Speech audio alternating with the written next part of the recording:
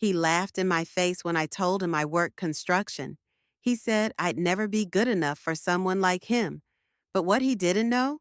I wasn't building walls. I was building a life. And the love I found, no amount of money could buy it. Before I take you through my journey, my heartbreak, my hustle, and the love that changed everything, don't forget to subscribe and hit that bell icon. If you've ever been underestimated, this story is for you. Hey y'all, I'm Maya, and before you ask, yes, I do construction. I pour concrete, I weld, I climb scaffolding, I manage entire job sites. I don't just build houses, I build dreams. And trust me, it's not something people expect when they look at me. I've lost count of how many times someone raised their eyebrows when I introduced myself at work. Sometimes it's a double take, sometimes a laugh, and sometimes it's that smug little smirk, like I'm joking. But I'm not. Being a black woman in construction, it's like walking into a room that was never designed for you and choosing to take up space anyway. I've had men flat out refuse to take instructions from me on site. One guy even asked if I was just there to bring coffee. I've heard it all. You sure you can lift that? Aren't you afraid of breaking a nail? You're too pretty for this kind of work. But here's the thing, I didn't show up for their approval. I showed up to build. And funny enough, while some laughed at the idea of me holding a hammer, one man's laugh became the start of a love story, one that even a billionaire couldn't buy. I guess you could say I was born with a wrench in one hand and a dream in the other. I grew up in a small town just outside Atlanta. My dad was a mechanic, and my uncle ran a home repair business. While other little girls were playing with dolls, I was out in the garage handing my dad tools and crawling under cars with him. He used to say, "Baby girl, don't ever let them tell you you can't fix what's broken." That stuck with me, but the world didn't see it that way. In school, when they asked us what we wanted to be, I said engineer or builder. The boys laughed. The girls blinked. My teacher even said, "That's nice, but maybe something more realistic." Like being realistic meant giving up on what I loved. Even my mom was nervous. Construction is hard work, Maya. It's not gentle. It's not pretty. But I didn't want pretty. I wanted purpose. I started building tree houses with my cousins, fixing up broken fences around the neighborhood, even helped retile our kitchen floor one summer. The more people told me I shouldn't, the more I wanted to prove I could. I wasn't chasing blueprints. I was chasing freedom. To me, working with my hands felt powerful, honest, like I was shaping the world instead of waiting for someone else to hand it to me. I didn't know it yet, but those early days, covered in sawdust, sweat, and stubbornness, were laying the foundation not just for my career, but for the kind of love I would someday fight for. Because before you build a life with someone, you have to know how to build one for yourself. And that's exactly what I set out to do. Word count, approximately 300 a tone. Real, first person, grounded, determined. Getting into construction wasn't easy, but I was ready to fight for it. Right after high school, while my friends were applying to college, I enrolled in a local trade program.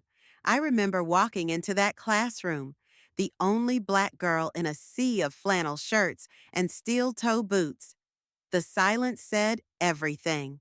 They didn't think I belonged. The instructors weren't rude, but they weren't encouraging either. One of them asked, "You sure you don't want to go into interior design instead?" I smiled and said, "Nope. I want to build the house, not decorate it." Once I got onto an actual job site, things got even harder. The stares, the jokes, the constant need to prove myself. I had to lift more, work longer, and know my stuff better than anyone else there, just to be seen as equal. Guys would accidentally give me the wrong measurements or leave me out of team meetings, but I kept showing up every single day. I learned how to pour concrete, frame walls, install roofing. I learned how to handle heavy machinery and how to navigate even heavier egos.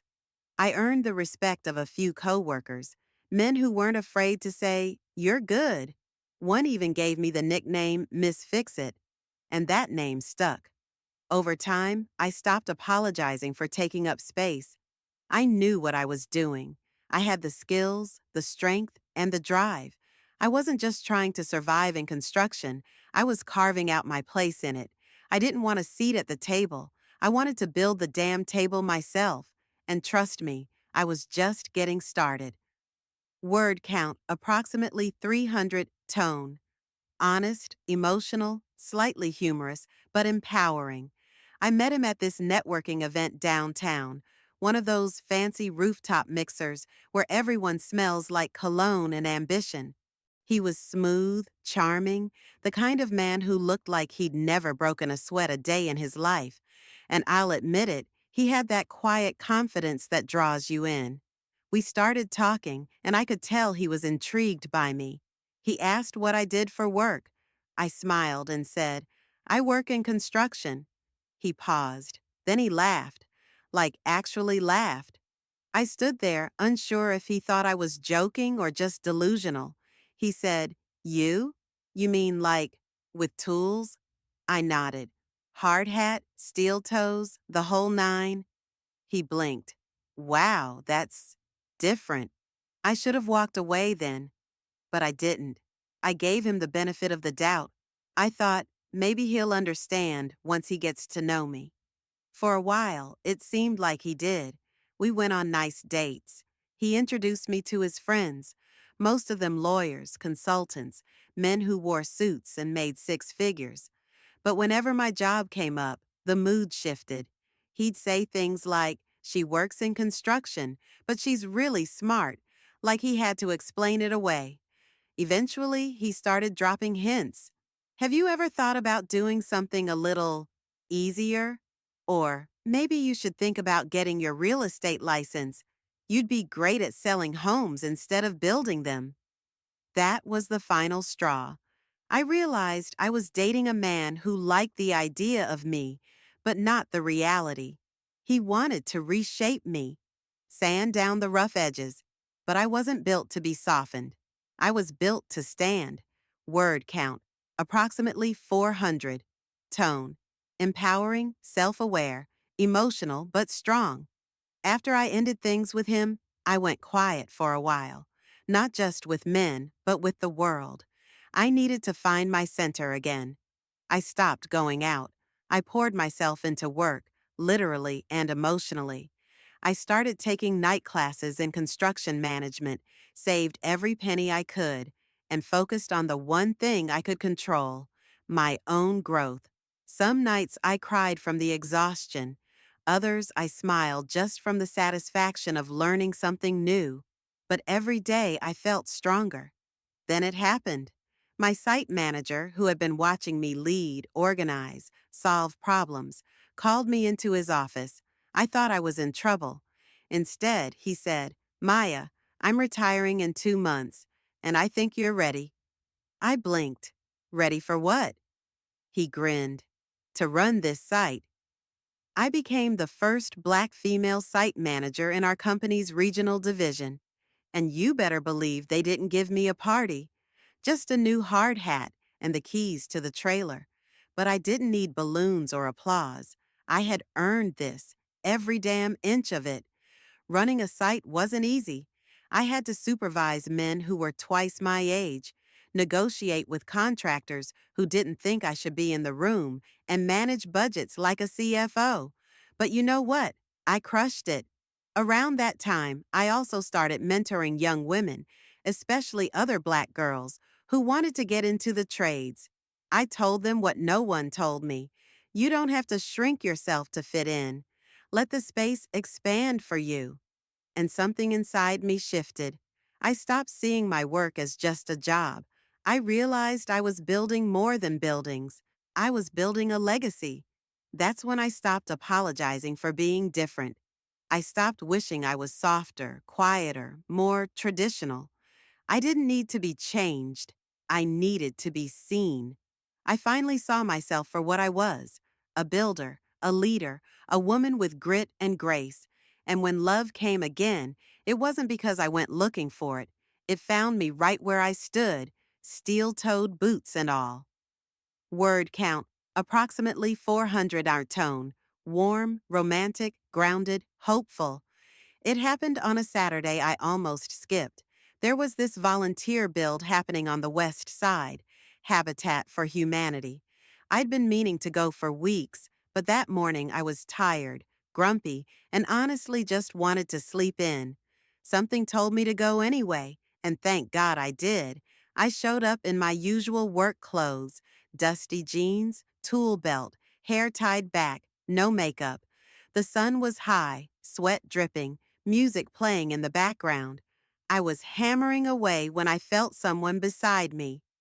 "Nice swing," he said. I glanced over: tall, broad shoulders, hands already covered in sawdust. He had a crooked smile and eyes that actually looked present, not checking me out, not sizing me up, just there. In the moment, we worked side by side most of the day. He wasn't trying to impress anyone.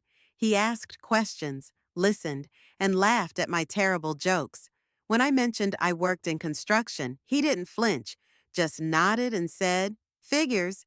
You carry yourself like someone who knows how to build things right." Turns out, his name was Eli. He'd grown up on a farm, made his money in tech, and now spent half his time investing in community projects. I had no clue he was loaded. He showed up like everyone else: boots, gloves, and humility. We started seeing each other after that day. Coffee turned into dinner. Dinner turned into slow Sunday morning.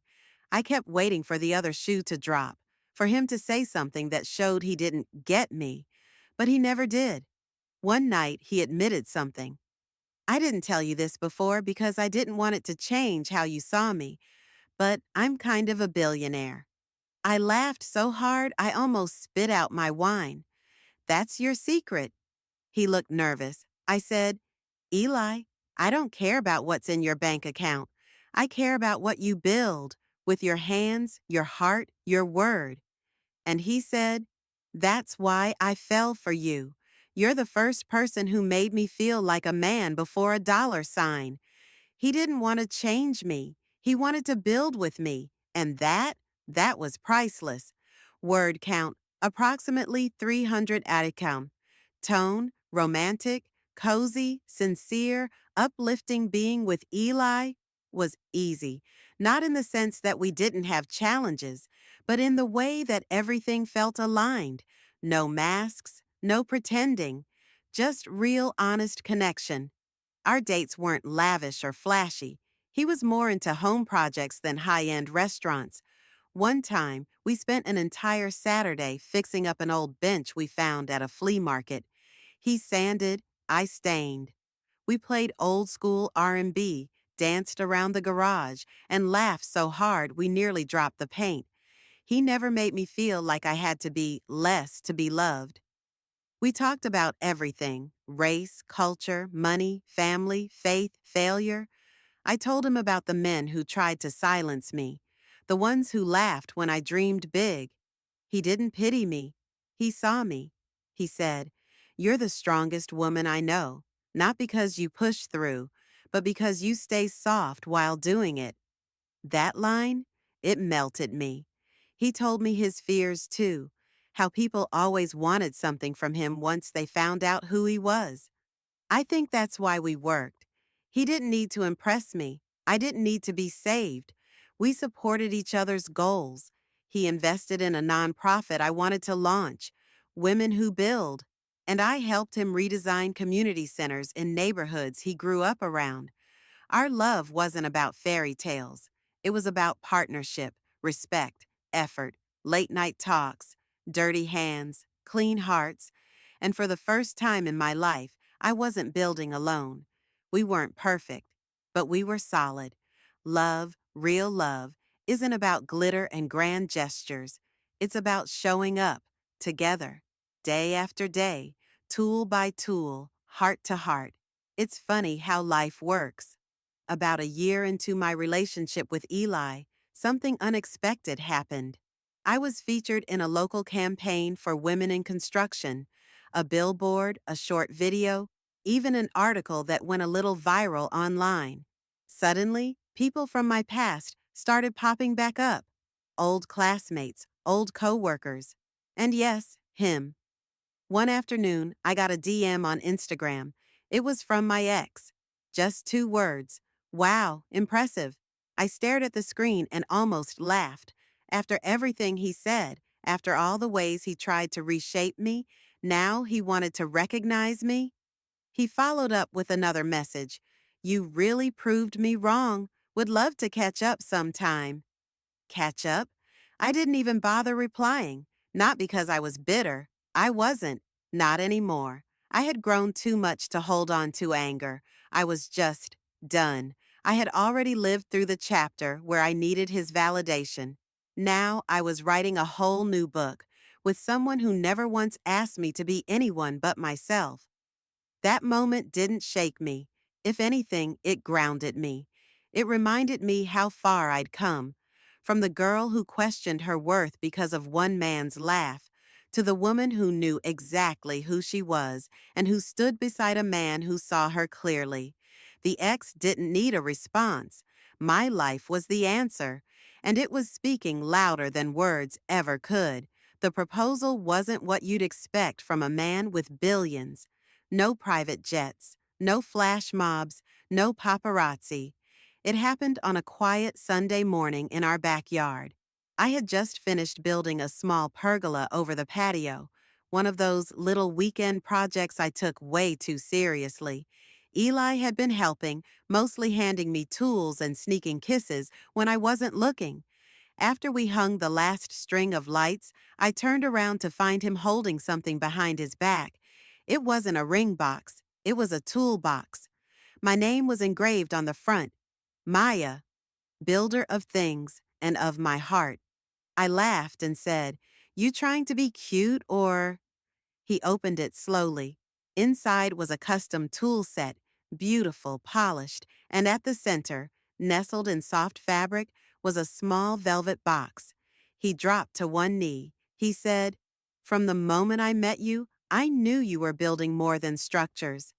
You were building a life, a future, a strength I've never known.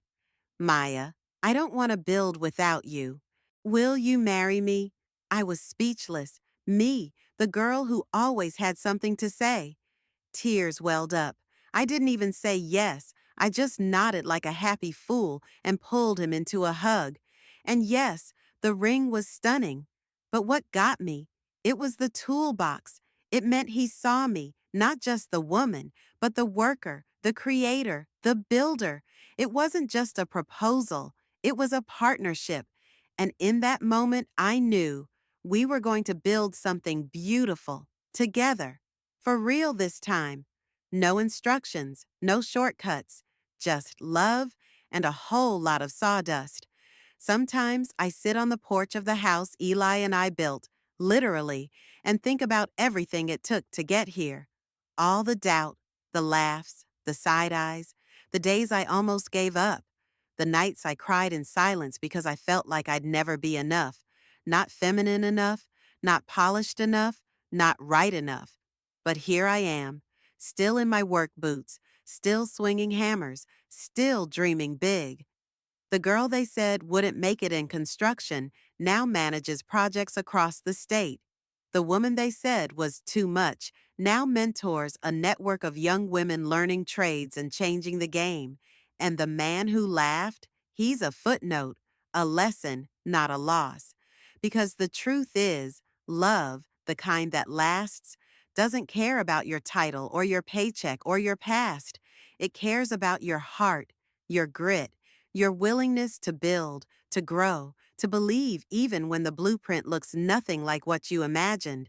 I didn't wait around for someone to save me. I became the foundation I needed. And when love found me, it didn't try to change me.